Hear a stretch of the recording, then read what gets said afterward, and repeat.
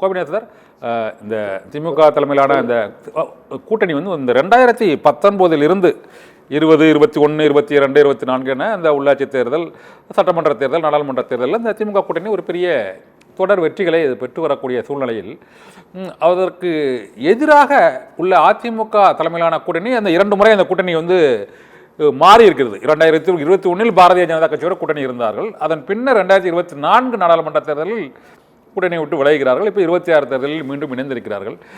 இந்த அந்த 2 கூட்டணியிலும் உள்ள கட்சிகளிலுமே இப்போது வந்து அந்த கூட்டணியாக அவர்கள் இணைந்து ஆளுங்கட்சிக்கு எதிராக திரளாக ஒரு பிரச்சனையை மையப்படுத்தி அவர்கள் ஒன்றிணைந்து இன்னும் குரல் கொடுக்காத ஒரு சூழ்நிலையில் திமுக கூட்டணி கட்சிகள் ஒன்றிணைந்து எல்லா அனைத்து பிரச்சனைகளையும் குரல் கொடுக்குறாங்க.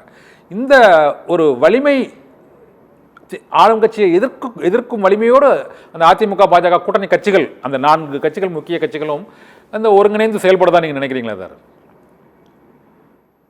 நிச்சயமாக. என்னன்னா, நீங்க தேர்தல் அவர்கள் வெற்றி பெற்றார்களே தவிர 2021 தேர்தல் நீங்க எடுத்து பார்த்தீங்கன்னா அவர்கள் வாங்கிய சதவீதம் 37% தான். அனைத்து இந்திய அண்ணா திராவிட முன்னேற்ற கழகம் பெற்ற சதவீதம் 34% தான். வித்தியாசமே 3% தான். அந்த 3% எப்படி மாறுகிறது என்பதை பொறுத்து தான் வெற்றி தோல்வி அமையும். இன்றைக்கு அவர்களுக்கு அந்த 37%, ஆன்டி இன்கிரிமெண்ட்ஸ் என்று சொல்வார்களே, ஏறக்குறைய 10% மேல் அவங்களுக்கு குறைந்து இருக்கிறது. அதே சமயத்தில் அனைத்து இந்திய அண்ணா திராவிட அவர்கள் நிறைவேற்றிய திட்டங்களை மக்கள் எண்ணி பார்க்கிறார்கள்.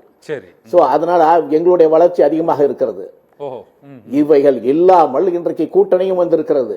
அன்றைக்கு பாரதிய ஜனதா மீது ஒரு குற்றம் இருந்தது. அது தமிழகத்திற்கு எதிரான ஒரு கட்சியாக காட்டப்பட்டது. ஆனால் இன்றைக்கு கடந்த பாராளுமன்ற தேர்தலில் அவர்கள் ஏறக்குறைய 16% வாக்குகள் பெற்றிருக்கிறார்கள். அதே போல இன்றைக்கு பாட்டாளி மக்கள் கட்சிகளின் குழப்பம் ராமதாஸ் அவர்கள் சொல்லியிருக்கிறார். ஏடிபி அந்த பர்சன்டேஜ் குறைஞ்சிருக்குல்ல, 2021 வாங்கினதை விட 24 குறைஞ்சிருக்குல்ல அந்த வாக்கு சதவீதம் என்பது 2021 குறைந்தது. அதான் அதுதான் சொல்றேன். 2024 பாராளுமன்ற தேர்தலில் எங்களுக்கு குறைந்தது. அது எப்படி காம்பன்சேட் பண்ணப்படுகிறது என்று சொன்னா, இன்றைக்கு ஆன்டி இன்கம்பன்சி என்றது அதிகமாக இருக்கிறது. ஏன்னா திராவிட முன்னேற்ற கழகத்துக்கு எதிரான வாக்குகள், மக்களுடைய வாக்குகள் இன்றைக்கு திரும்பி இருக்கின்றன. அது ஏறக்குறைய 10% 15% திரும்பி இருக்கிறது. அந்த 10% எங்களுக்கு வந்தாலே நாங்கள் வெற்றி பெறுவதற்கான வாய்ப்புகள் இருக்கிறது. அதனால இதுல குறைந்திருக்கிறது என்றது பாராளுமன்ற தேர்தலில் குறைந்தது. ஆனா இன்றைய இப்பொழுது நீங்க இருக்கிற நிலைமையை பார்த்தீங்கன்னா, சமீபத்தில் எடுக்கப்பட்ட சர்வேல கூட என்ன சொல்லப்படுகிறது என்று சொன்னால், அதிகமான வெற்றி வாய்ப்பு உள்ள கட்சி அனைத்து இந்த அண்ணா திராவிட முன்னேற்ற கழகம் தான். ஏறக்குறைய எடப்பாடி அவர்களுக்கு 42% மக்கள் வாக்களித்திருக்கிறார்கள், அவர்கள் வெற்றி பெற வாய்ப்பு இருக்கிறது என்று ஒரு சர்வே கூறுகிறது. ஸோ அப்படி இருக்கிற பொழுது நீங்க பழைய கதையை பேசலாம். அதுக்கு முன்னாடி நீங்க கதையை பேசிட்டு இருந்தீங்கன்னா, நீங்க ஏறக்குறைய 13 ஆண்டுகள் திராவிட முன்னேற்ற கழகம் இந்த கோட்டை பக்கமே திரும்ப முடியலையே. அதன் பிறகு நாங்க தொடர்ந்து 2 ஆண்டுகள், நாங்க 10 வருடம் நாங்க தொடர்ந்து ஆட்சியில் இருந்தோமே. அதனால திமுக அழிந்து விட்டதா என்ன? பிறகு அவர்கள் ஆட்சிக்கு வந்தார்கள். அதே போல இப்பொழுது இருக்கிற சூழ்நிலை எப்படி இருக்கிறது என்று சொன்னால், மக்கள் விரோத கட்சியாக இருக்கிறது. அதுதான் நான் என்ன சொல்ல வந்தேன்னா, ஒரு இஸ்லாமிய பெண் தன்னுடைய வீடு இடித்தவுடன் அவர் சொல்லுகிறாள், அல்லல் பட்டு ஆற்றாது அழுத கண்ணீர் அன்றே செல்வத்தை தேய்க்கும் படை என்று சொல்வார் வள்ளுவர். சோ ஒரு பெண் என்ன சொல்லுகிறாள் என்று சொன்னா, நாங்க திமுக ஆட்சி வராதா என்று போன தடவை நாங்க ரொம்ப ஆவலோட காத்து கொண்டிருந்தோம், அவர் விடியல் தருவார் என்று எண்ணிக்கொண்டிருந்தோம். இன்னைக்கு வந்த பிறகு எங்களுடைய வீட்டை இடித்து என்னுடைய கணவன் தன்னுடைய ஆயுள் முழுவதும் சேர்த்து வைத்து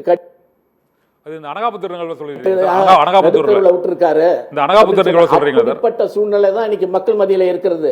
மக்கள் மத்தியில நீங்க என்ன சொன்னீங்க, நீங்க கொடுத்த வாக்குகளை எதையுமே நிறைவேற்றவில்லை.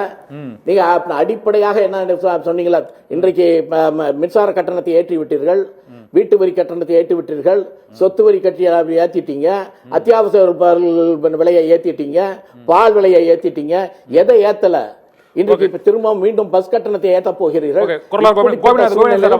உங்களை ஆதரிப்பாங்க? பழைய கதையை நினைச்சுக்கிட்டே பேசிட்டு இருக்கீங்க.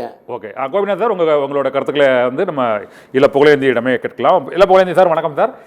அதிமுகவுக்கு அந்த வாக்கு வங்கியானது 10-15% இப்போது அதிகரிச்சிருக்கிறது. அதுவும் அந்த எதிர்ப்பு வாக்குகள், ஆன்டி இன்கம்பன்சி அதிகரிச்சிருக்குன்னு குரலார் கோபிநாத் அதிமுக வழக்கறிஞர் கூறுகிறார். நீங்கள் வந்து புகழேந்தி சார், நீங்க வந்து இந்த பொதுக்குழு கூட்டத்தில் கலந்துருப்பீங்க.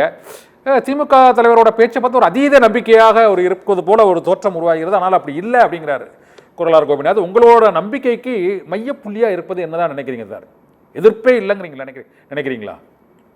இல்ல, முதல்ல குறளார் அவர்கள் அவரு பேசிய அந்த கருத்துக்களை பார்க்கும்போது யூகப்படுத்தி பேசுவது, கற்பனையில் பேசுவது, என்னென்னவோ அவர் என்ன நினைக்கிறாரோ அதையெல்லாம் பேசி திமுக மீது குறைகளை குற்றத்தை சொல்வதுதான் அவர் செய்தார்.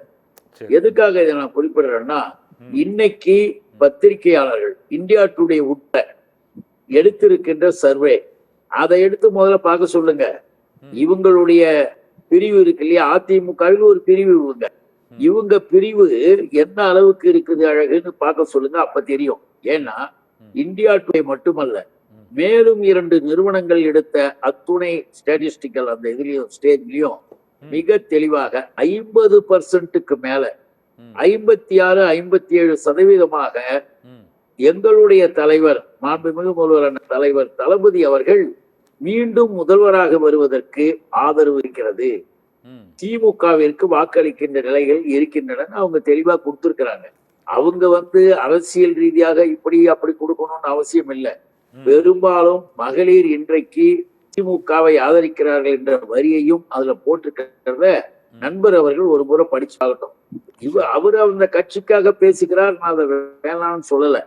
இன்னும் கூட பாத்தீங்கன்னா நம்முடைய பொதுக்குழு, எங்களுடைய பொதுக்குழு மிக சிறப்பாக, ஏன்னா வருடத்திற்கு சட்டப்படி, தேர்தல் ஆணைய சட்டப்படி வருடத்திற்கு ஒரு முறை பொதுக்குழுவும் வருடத்திற்கு 2 முறை செயற்குழுவும் கூட்டப்பட வேண்டும்.